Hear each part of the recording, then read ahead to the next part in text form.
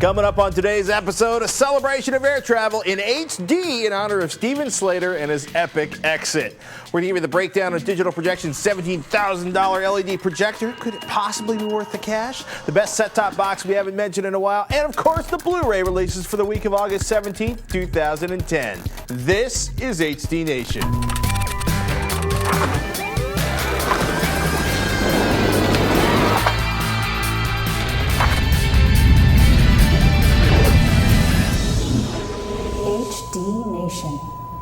Today's episode is brought to you by Gamefly. Check out gamefly.com/HDNation to get a free trial account. Squarespace.com and Netflix. Go to netflix.com/HDNation for your free trial membership. Hey, welcome to HD Nation. I'm Robert Herron. And I'm Patrick Norton. HD Nation is your guide to the best in HD content and the best in home theater gear, no matter what your budget is. Blu-ray, online, satellite, cable, over the air, we don't care. If it's HD, we like it. Yes. Oh my goodness. So it's one of those days, you go, you're pulling up the news, you're looking for the best stories, and everything, well, basically today's news is brought to you by Engadget HD because they were just all over it this week. First up, Engadget breaks more news, rumors, whatever. The $99 next-gen Apple TV that only they have the information on will not be 1080p after all. Oh. Not even 1080i. Nope, it's 720p, just like iTunes HD content, which is a giant bag of suck in my book, even at $99. I'm over 720p. You know why? Because I got the Apple TV going 720p into my 1080p TV. Yeah. It's not hanging. Oh, the scaling isn't doing it? Rumor has it the A4 processor of iPad fame can't handle 1080p video streams. I'd mention NVIDIA's Ion GPU, but NVIDIA's on Apple's stuff list right now. Oh. On the upside, it'll gain apps, which presumably means Netflix and Hulu, I hope, and it'll be called iTV instead of Apple TV. Not sure if Angry Birds is going to work as well on my 1080p screen as on the iPad, but hey, I can dream. I'd rather have good performance, though, over high resolution. If that's the case, and that poor processor, I know, you're furious. Look, I'm over 720p content. Also, I like to say it at least once a week. Somebody at Apple, in between like preventing porn from showing up on the iWhatever, maybe take a look at the incredible lack of quality in the encoding for a lot of your SD content for kids. You can make 720p look pretty good, so it's unfortunate that it's so... They're not. Okay. Good. Deinterlacing. Look it up. Great article on Wikipedia. Don't tell me that. Maybe why I haven't switched. Anyway, the Engadget crew was also at the NYC, New York City press conference, where Samsung unveiled their new 3D HD TVs from the 65-inch top of the line on down to the sub $1,000 720p model. Their word is that 3D looks even more meh at 720p. Yeah, there you go. Do you hear that, Steve? 720p is the new suck. And for everybody wondering where the NFL is and all the sports in 3D hoopla, I mean, Fox Sports already has a 3D soccer channel on DirecTV, right? Where's the NFL? Where's the MLB? It's coming. Verizon Fios. Verizon Fios will have the very first 3D broadcast, Giants versus Patriots, September 2nd. I'm actually tempted to watch it just so I can bet money against Jim that the Giants will actually come back out of nowhere and beat the Patriots. It's been years since I've seen a Giants game, but please. Unless I'm in Vegas, I'm not betting on sports. So anyway. Probably a smart thing. More deets on that game at, yep, you guessed it, Gadget HD. And in case you're feverishly waiting for the fall debut of Google TV, well, Google TV now has a spiffy logo icon thingy, and I heard Patrick squealing like a tiny girl getting her first princess outfit when he read that HBO is releasing Deadwood, the complete series. Squee. On Blu-ray on November 23rd.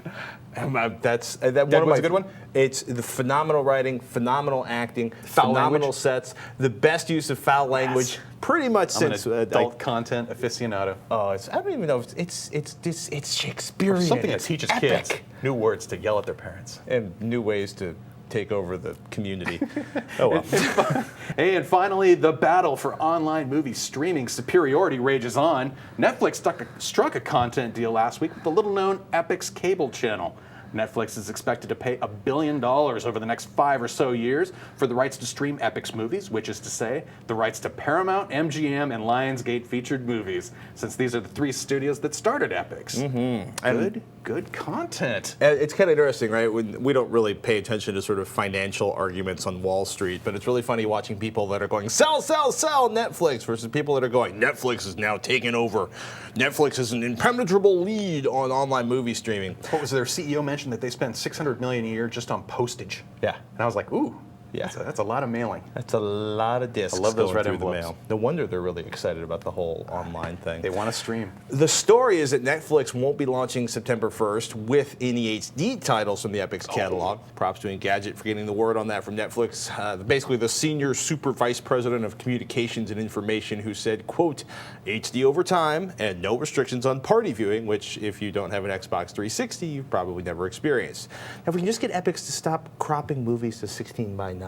That's probably the biggest annoyance I have with watching HD on TV. Yeah. I want my letterboxes, I want my edge detail, and I want it now. They should give you they got extra channels. Just put a full scaled one on another channel. Yeah, because there's so much bandwidth out there. Since we're throwing so much love at Engadget HD, check out Ben Drawbaugh's TiVo Premiere versus Windows 7 Media Center Face-Off. We got a link to it in the show notes. Hey, and an upcoming project note. Cine finally shipped its first few hundred quad cable card tuners. I'm hoping to get I'm hoping to get my card, recording 4 channels simultaneously and running hopefully soon. Minutes after my box shows up in the mail. So I haven't gotten the note yet that I'm actually on that list for those first few hundred, but I think like one of the distributors got like 400 cables. Soon. 400 boxes. And a TV for a big box. For everybody who was tracking me on Twitter, I bought a new AV receiver. Yes. That's got the nice audio setup from Odyssey. And the nice scaling. And it was $350, which is even better. We'll put it through its paces. We'll see what that baby can do. Notice how gently I set this down. Yes. Gently. Yes. Your own products receive only the best care. Everyone's products receive the best care. Coming up, top airplane movies in honor of Steve Slater, a.k.a. the JetBlue flight attendant that went spaz, grabbed 2 beers, popped the emergency escape hatch, and ditched his plane full of JetBlue passengers. What an epic, inspiring thing to do. Hey, speaking of epic and inspiring, let's thank one of our sponsors, GameFly. We're talking about the largest online video game rental service around. 7,000 new and classic titles across all consoles and handhelds. Plans start at just $15.95 a month, and if you're a GameFly member, you can rent 1 to 4 games at a time and keep them for as long as you like. No late fees, no due dates, and the shipping always free. Once you're done playing a game, send it back. GameFly is going to send you the next available game in your list. If you really like the game, just click the Keep It button on the GameFly website. The game is yours at a discounted price. In GameFly, they'll even send you the manual and the case free of charge. Now, you looking for a bargain? HD Nation fans can score a 2-week free trial, but only if they go to gamefly.com/HDNation. Some restrictions do apply. See the site for details, and please support HD Nation by supporting our sponsors like gamefly.com/HDNation. In honor of the infamous JetBlue flight attendant who lost his mind, cursed at his passengers, grabbed 2 beers, and deployed the inflatable side to make his exit, probably leaving the plane stranded for the next few hours as they repacked that puppy. What a way to quit a job. We thought we'd take the opportunity to present to you the top 5 airplane movies in Blu-ray, which does not include many of our favorite airplane movies because they aren't out yet. Like Airplane? Any form of HD.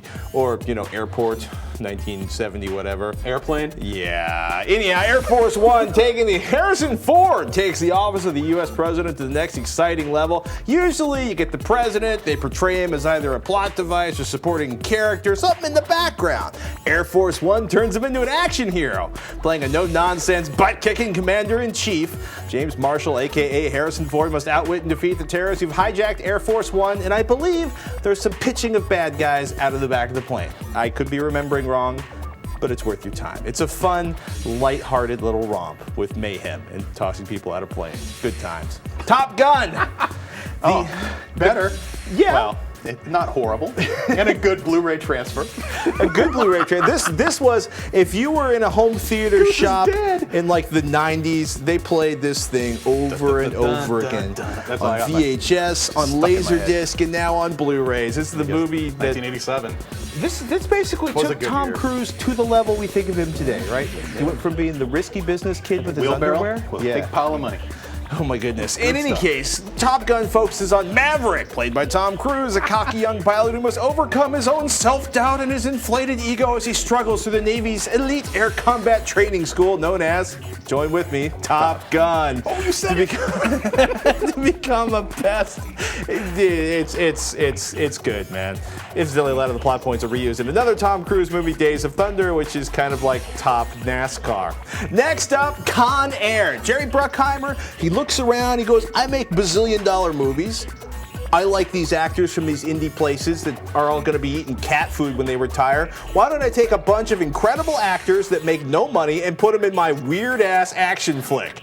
Enter ex-con and former U.S. Army Ranger Cameron Poe, just released from incarceration, on his way, well, to freedom. That's Nicolas Cage, by the way. When the prison flight he's on is hijacked by the convicts on the plane, including Cyrus the Virus, played by an epic John Malkovich. The dude is weirder than ever. He's ever going to see his family again. Cameron, well, guess he's going to wrest back control of the plane. This is starting to sound like Air Force One and stop the convicts from escaping. Nicolas Cage, he's awesome. It's a paint-by-number action flick, but you know what? It's loud, it's exciting, it's colorful, it's weird, and it's Bruckheimer. You know what you're getting. It's button pushing, man. Explosions. Explosions. Lots of them. I bet it crashes. Which brings us to perhaps the most pornographic recording of an airplane crash in the history of cinema. Martin Scorsese, Howard Hughes. It's called The Aviator. It's a biopic, people, following Hughes' life and love from getting rich as a youngster, taking over Hollywood, getting into airplanes, and of course his love affair with pretty much everyone in Hollywood, especially Cate Blanchett as an unbelievably awesome Katharine Hepburn. Leonardo DiCaprio, Yeoman Duty, great, seasoned, fine, solid work. Actually really makes up for that whole thing he did with the whole New York thing. The Aviator showcases the life of a man who became one of the key figures in modern aviation and aerospace history. It's a really nice piece of work. Which brings us to another nice piece of work, Up in the Air. George Clooney playing a guy whose job it is to fly around the country and fire people. Clooney's character prides himself on having very few possessions and even gives motivational speeches based around the freedom of being free of relationships with people and things, and people brings you.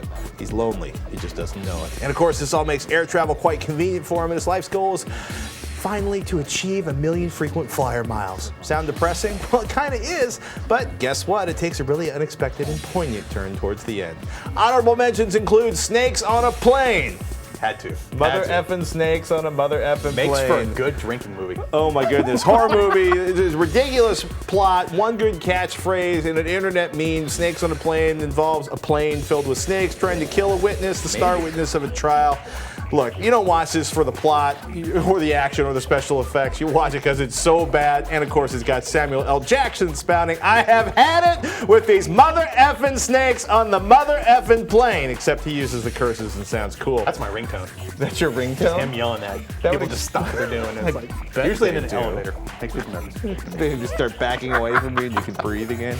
Skyfighters, aka Les Chevaliers du Ciel, or Sky Knights, based on a French-Belgian comic book series. Skyfighter centers on 2 French Air Force pilots who must prevent a terrorist plot to bomb Paris during the Bastille Day celebrations. Described by a lead actor as a Top Gun a la Francais, Skyfighters is short on plot and character development, but long on action and some of the most incredible aerial HD pretty much ever shot for a feature film or documentary or anything. Skyfighters is only sold on DVD in the US, but you can order the French Blu-ray online. Just search for Le Chevalier du Ciel. An excuse to turn on subtitles. Hopefully it'll play on our, well, actually I guess the whole Western world is like the same region, so. I think we are. I think we're good. We're gonna rent that. Party. Hey, it's time for the new Blu-ray releases for the week of August 17th, 2010.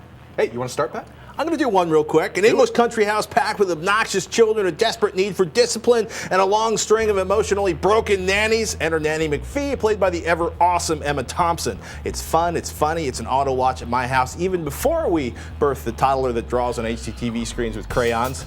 Whoa. Some folks can't stand this movie. A lot of folks love it. You'll love it or you'll hate it. Either way, for those that enjoy it, the 1080p brings out the ridiculous. This transfer, the color and detail the designers packed into the set, it is an amazing change over the cable or DVD versions that I've seen. The CG, by the way, still looks good at 1080p, and yes, the DTS HD 5.1 soundtrack holds up nicely, especially some of the more inspired uses of surround sound. Oh, cool deal. Instead of being surrounded by explosions, you're surrounded by disembodied voices. Might sound good on that new AVR. Can't wait to unpack it. By the way, my wife wants everybody to know that Colin Firth is aging quite nicely too. He's the big star in this one, the male lead. You might remember him as Mr. Darcy from the epic BBC Pride and Prejudice miniseries that convinced my wife that 1080p and Blu-ray is worth every penny. Thanks, Colin. Next up, the Criterion Collection's Black Orpheus.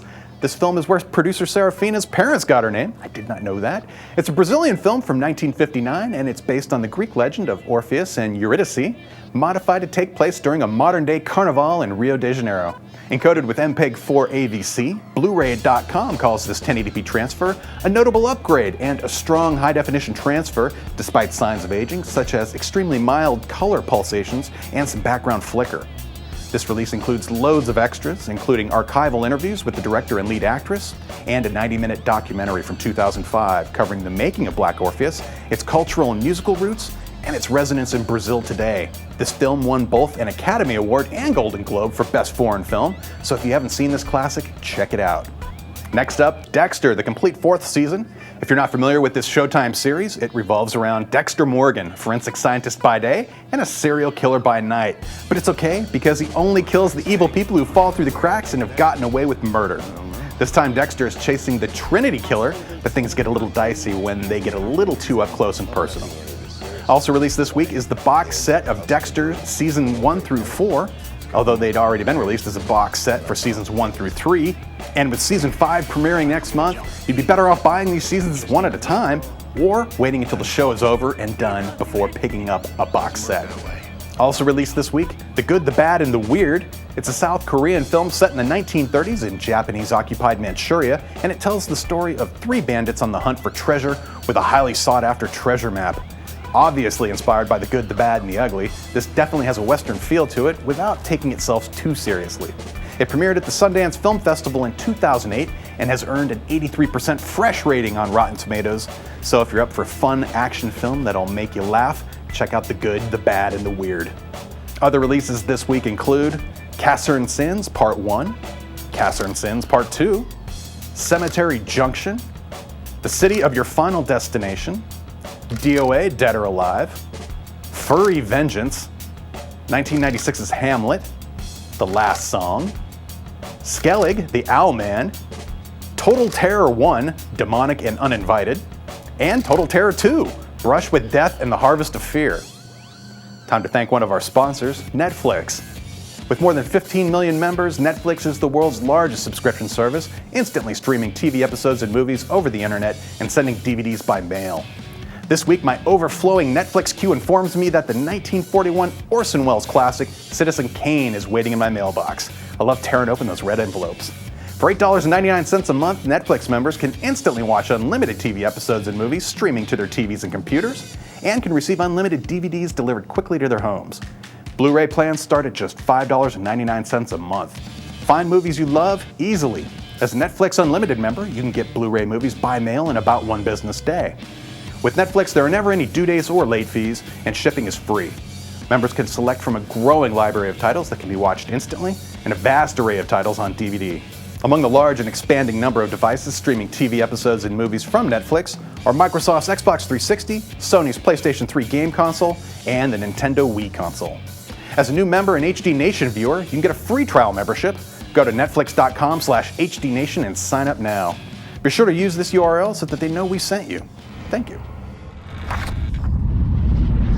Part 3 of our series on DIY HDTV calibration. This week's topic, color and tint. So how do we avoid green-skinned bipeds outside of not watching Star Trek movies, Rob? Take this thing away from me. Sorry. I'll sit here and play video games. Angry Birds. It's infectious. The color and tint control. So far this week we went through the basic setups, including getting those picture sized right, making sure we turned off overscan, things like that. Right. We got the brightness and the contrast set right. Those are the big two. Those are the big two. Now we're finally getting to color and tint. Now when we talk about color, we're talking about color saturation. If you adjust the control on any TV and turn the color setting all the way down, the picture will effectively become black and white at that point. Right. So, and if we crank it way up, colors become oversaturated. And what get we're looking green for people. is where's the correct thing. With tint, it's actually hue control. That really determines the type of color that when you make that adjustment, that's where you really are changing color on the screen. The overriding goal we're looking for here is realistic skin tones, period. Realistic color overall. We're looking to make it look the way it should be. And the best way to do that is to use a reference test pattern. You may be familiar with the color bars, SMPTE color bars that you've seen probably after hours, late night TV. Well, I don't know. The HD Nation logo. The HD Nation logo, SMPTE color bars. This is similar to that. This is a modified pattern, modified test pattern that uses animated color bars. And I find these animated patterns are easier to use because they're blinking. They're constantly changing, so you can quickly see when things are kind of lining up the way we want them to. Now, to use a pattern like this, you need a blue filter. THX on their website sells them for $2. Better still, though, is to use a blue mode. Yeah, something like that, or the wonderful, wonderful blue filter. That's a multi-tint filter. It's the red, blue, green filter that came with the, I want to say, the HD Basics disc. That includes a really good filter, too, but here's an example of just plain blue filters you can get on the THX website. You basically wear these while you're looking at that pattern, while you're making the adjustments. But like I was saying, better still is a blue mode built into the TV itself. A lot of the new 2010 TVs I've looked at incorporate some kind of a blue mode in the advanced settings. This is great. This beats using a blue filter any day of the week because you're actually using the TV's own technology to make what you need to see to make the adjustments you want. So let me just dig in real quick. This is the test pattern on that same AVS disc we were talking about. What's our goal with this test pattern? This is to get the settings correct. Okay. And the reason we're using a blue filter to look at this pattern is because color is highly compressed in the video signal compared to the black and white portion of it. And any changes that we make to the controls for color and tint, you're going to notice it first in the blue channel. So using a blue filter, you'll notice it just making the minor adjustments. You'll go, okay, you'll notice the changes a lot more quick using blue compared to any other colors. So that's why we use blue. No pick. And this TV happens to have that wonderful blue mode I was talking about.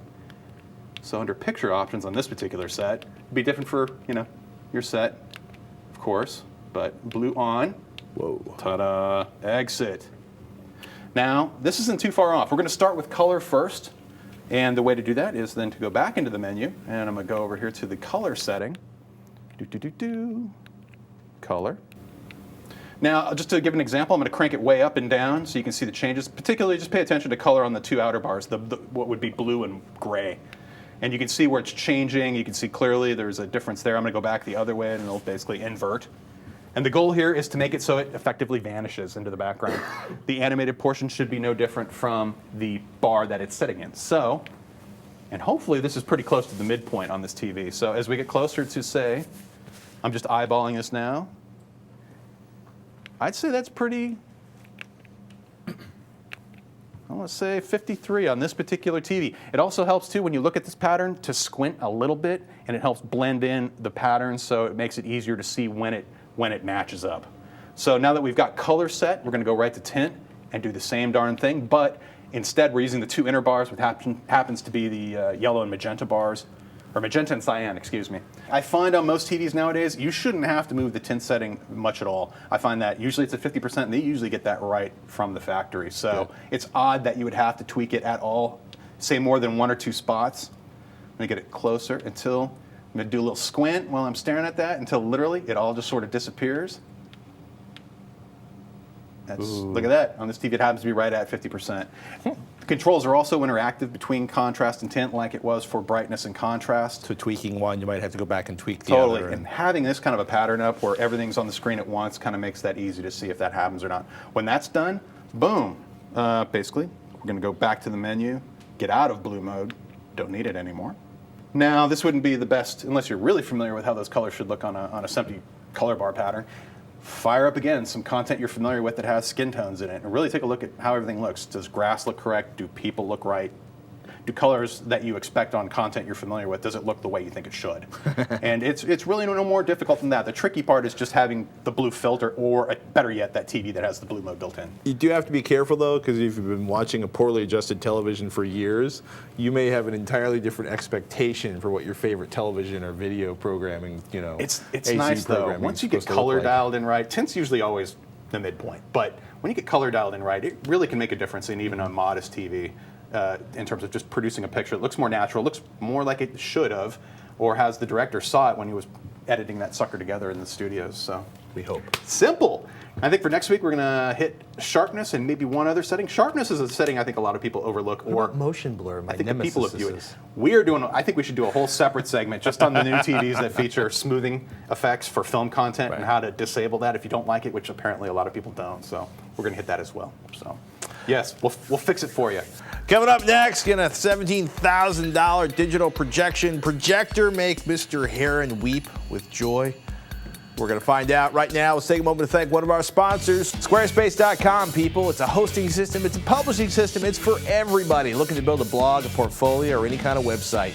With blog tools that allow for iPhone updating on the go, hassle-free imports of sites from other environments, robust stats, and, well, quite a bit more, Squarespace makes it super easy for anyone to build and maintain a site that you could only dream of or pay a lot of money for on other platforms. And if you have coding experience, Squarespace, instead of using their cool WYSIWYG drag and drop thing, you can dive into the code and customize things pretty much until your heart weeps with joy.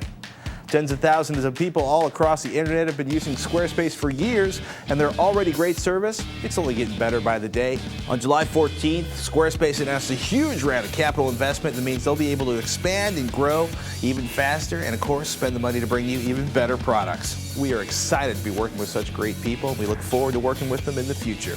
Do yourself a favor. If you got a website, you want something better, head over to squarespace.com, get yourself a 14-day free trial. Then when the trial ends, if you decide to stay with Squarespace, and I bet you will, do yourself a favor, use the promotion code HDNation. You're going to score 10% off for the lifetime of your order. Remember, you're paying month after month for hosting, 10% off for life. That's going to add up, people. HDNation, that's the code to use when you sign up at squarespace.com. Last week, we teased you with a look inside of the digital projection Envision Cine LED DLP, a state-of-the-art 1080p, well, DLP LED projector that runs a cool 17 grand or so, depending on which lens you pick to go with it. Robert's running through his usual battery of tests. I gotta ask, it looks gorgeous. I mean, the vivid, vibrant, detailed, it's fantastic. It makes my Blu-rays pop and sing with happy little squeals of joy. Is it worth selling a kidney to buy this thing, though? $17,000. Is that a lot of money for what this is? Put it into context for me. There are 3 projectors that I know of right now, 3 companies doing similar technology, and they're all priced about at the same point, about 15 grand on up for different lens packages. Right. In that league, I've looked at least 2 of the 3 that are out there, and I guess this will be number 4. And I have to say that these are some of the most high performance projectors I've looked at in a long time. The LED lighting in particular offers some advantages over lamp-based systems that are just not available. I mean, longevity is the big one. Right. They're claiming 60,000 hours for the lamp module based with LEDs. And if you add up your bulb costs over the lifetime of another projector, that helps mitigate some of the expense.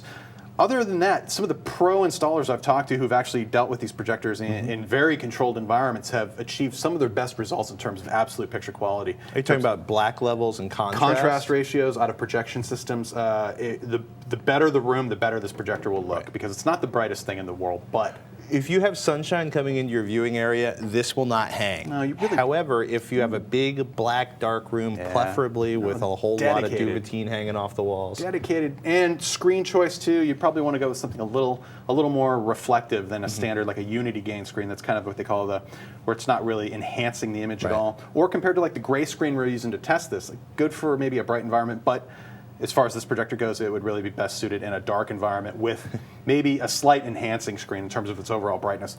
I gotta say though, right out of the box, one of the things I really appreciated about this projector is that its picture was set up very close to the ideal for HD video projection. Also, there were plenty of picture presets that are available in terms of if I want to save a specific preset maybe for high-def color content versus black and white content and things like that. All of that was there. Auto input selection, although you might be using this with a secondary switcher product or something like that, this does have the ability to auto sense the ports that are available, a couple HDMI, 2 component inputs as well. So as long as stuff's plugged in, it will cycle through and look at that. Or, thank goodness at least, you can disable all the unwanted sources and just stick to whatever the primary input you're going to use. In this case, we So you use don't have to mostly like HDMI. scroll by all the inputs you're not using, which is so annoying. Or if you go to, when you first turn it on, it'll start cycling through all the inputs Right. looking for a source signal, and if you just want to skip that, boom, it's nice. You can just go through and disable all of that stuff. If you're into having this professionally calibrated, and I suggest you probably will want to do that It if probably you buy is that. included in the price. This is you're not mail ordering this. This is coming from a dealer. Pay somebody to go through this thing once. The white balance setup features Mm-hmm. are available if you want to really get that grayscale looking just right. We were talking about color temperature for the last couple of weeks, and that's really what that's for. One of the great advantages of its LED lamp system, though, is quick startup and very fast shutdown times. You're not waiting a lot. I'd say about maybe 10 seconds before this thing's up to usable brightness. You'd still want to let it stabilize for a little bit longer, but it's going in about 10 seconds. Shutdown's about as fast. It doesn't take long to cool that system down, unlike a lot of bulb-based, lamp-based systems you'll see where the fans will run either high speed for a few seconds or beyond for like about 30 seconds just to cool everything off enough before it totally shuts down. Optics. I got to say, one of the reasons you're spending a lot of money on a system like this too is the glass up front. Excellent. Image geometry was some of the best I've seen, and we were doing screen sizes anywhere from about 50 inches on up to 80, 85 inches, I think is the screen we were using. Are you talking about like correcting keystoning and stuff like that? Or? Yeah, the edges were perfectly straight, and everything was just as it should be, and it didn't take a lot to get it there. There's a zoom feature built into this package that we had that made it easy to expand or contract the image as needed for different surfaces.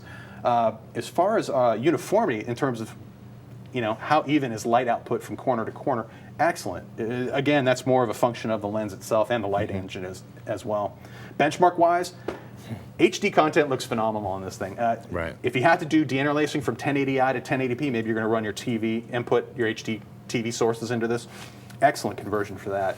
Subjective viewing, we were running a variety of movies through this, and sublime in imagery without any signs of overprocessing. That was one thing I really appreciated. There are some features in this video processing functions available in this projector for things like noise control, reduction, and other image processing functions, sharpening artifacts and things like that. But just by default, with all of it off, produced a very pleasing image. Fifth Element was, one of those. Colors. If you can run a movie through it, Fifth Element's great for a few items. One, it's just very colorful content, and also it has some very good space scenes that are kind of difficult to do on certain TV technologies and display technologies. And excellent, dark black space backgrounds combined with space is supposed to be black, not gray. Exactly, and the fine details of like fine stars. Excellent detail. Leaving the noise reduction off, maintain film grain perfectly as far as movies that do depict film grain.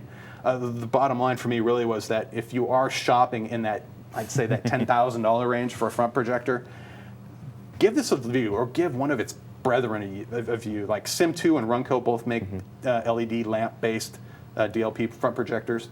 And consider that lamp cost over the typical life of a projector. How many bulbs you would have to buy, say in the $300 range, compared to one lamp system based on LED technology that they're claiming will last 60,000 hours. And that might help sway you one way or the other, but phenomenal. If you've got the room for it, The colors. you won't be disappointed at all. And literally the contrast performance too.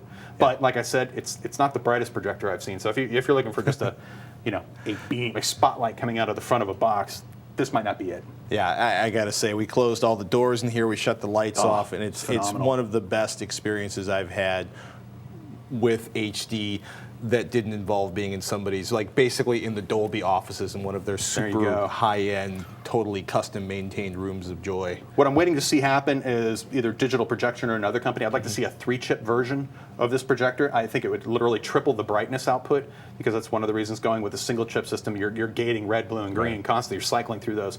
I'd also like to see one of the low-cost leaders in terms of projection building systems out there build a projector with LEDs and see what they can do on the low end compared to, granted, yes, you can buy this today for $15,000 on up, but I think a lot of people are also interested in, like, what can you do at the $1,500 price point? But talking today, you're not going to see this at $1,500 anytime soon. Yeah, I so. could totally see me explaining to my wife and my landlord why I put the tin foil over the windows to block all the lights out. It's for the LED projector. It's cool. Oh, beautiful. Anyhow, thanks. so much. I got to say, thanks to everybody at Digital Projection for loaning this one to us. This was a fun eval to do. At the more affordable end of home theater, Ty writes in, you guys have been going on and on about the PopBox, which seems like an underbaked product that just disappoints all around. Not all around, the box is cool. Why not talk about the WDTV Live Plus HD? It's got full menu support from video TS folders. Do you have any idea how long I waited for that feature? Well, not that long, but still, it's awesome. The Live Plus HD includes Netflix. No Wi-Fi, but it'll work with a number of USB Wi-Fi devices if you're willing to give up one of the 2 USB ports on the box. It also supports 1080p 24 frames per second video with deep color mode, and it displayed every file type I've thrown at it from 480p to 1080p MKV to AVI. Not to mention that it works with NTFS, HFS+, and FAT file systems natively. I think it's possibly the best $130 you can spend on a media extender or player. Ty. Well, he listed every reason I like that product. It's a great product. Western Digital, it's a hard drive company. The original version of the WD-TV was a box that attached to a hard drive. Some brilliant person inside of Western Digital green-lighted a networked version, and we reviewed it back in December 2009. We gave it was $90, WD-TV Live, thumbs up, big thumbs up, though some folks have had trouble playing the 720p HD Nation episodes on it. I was going to say, that was the one exception. That's kind of an encoding thing on our end, I think, more than in that end, but we're working on it. Anyhow, the WDTV Live Plus is the same box, plus the ability to do Netflix. I'd like to see some more premium content partners there, Major League Baseball, stuff like that. But if you have a big library of DRM-free content and you want Netflix, it is definitely worth $120 online, $130 in the store. It's a tiny size. Yeah. You could Velcro that on the back of a TV and just, there's your media center. I think it's IR, so you might have to Velcro it sort of darn it. hanging under the TV. It is. Figure that part out. Look, I also, on the whole subject of video encoding, I'm wondering if I should be giving Steve and Apple so much crap for 720p when we're 720p. Oh, really now? Well, we deinterlace, but that's children's content, Apple, iTunes, pay attention to the encoding. Anyhow, Throw some bits at that stuff. Please. Or at least pay attention to the encode settings. By the way, as far as the PopBox goes, Ty, we've been covering it so heavy because folks, for weeks, every week, pretty much until the PopBox was released from CES when it was announced, we were getting emails asking, like, should I buy this? Should I buy the Boxy? What should I buy? Pretty much since both were introduced back at CES. Seriously, though, I think Western Digital has a fantastic set-top box with the WDTV Live, as long as you don't want to play iTunes content, because, they don't do the iTunes DRM. Really, really nice piece of hardware, though, and $130, cheap, and so well put together. PopBox, pay attention. That's the way to do a software release. There you go. That's the way to launch a product, people. Yes! Fixed, done, functioning, with menus that don't make me weep. Hey, we hope you guys enjoyed this episode of HD Nation. As always, we want to know what you think. So send your comments, questions, or suggestions to hdnation@revision3.com. You can always find us on Facebook, facebook.com/HDNation, and you can find links on pretty much everything we talked about in today's show in the show notes at hdnation.tv. Hey, plus you'll find all the links to subscribe to the show, so please subscribe and watch. And until next time, Thanks for watching. I'm Patrick Norton. and I'm Robert Herron. We'll see you next week.